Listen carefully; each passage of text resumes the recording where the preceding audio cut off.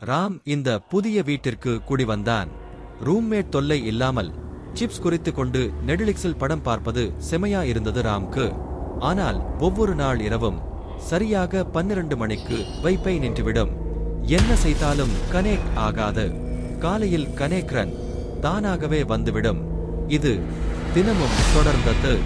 இதை கண்டுபிடிக்க ஒரு நாள் 12 மணிக்கு மேல் விழித்து இருந்தான்.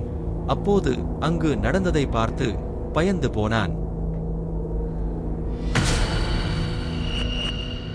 அந்த வைப்பை ரோவரில் இருந்து புகை வர அது அப்படியே மேலே அந்தரத்தில் மிதந்தது. ராம் பயத்தில் உறைந்து பார்த்து கொண்டு இருந்தான்.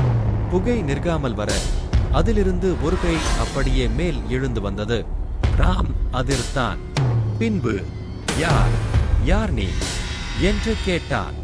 அதற்கு அந்த பேய், முதலில் நீ அதை நிறுத்து என்றது. ராம் லேப்டாப்பை மூடினான்.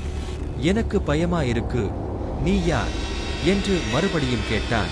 பேய் சிரித்துக்கொண்டு, என் வீட்டுக்கு வந்து என்னையா யார் என்கிறாய்?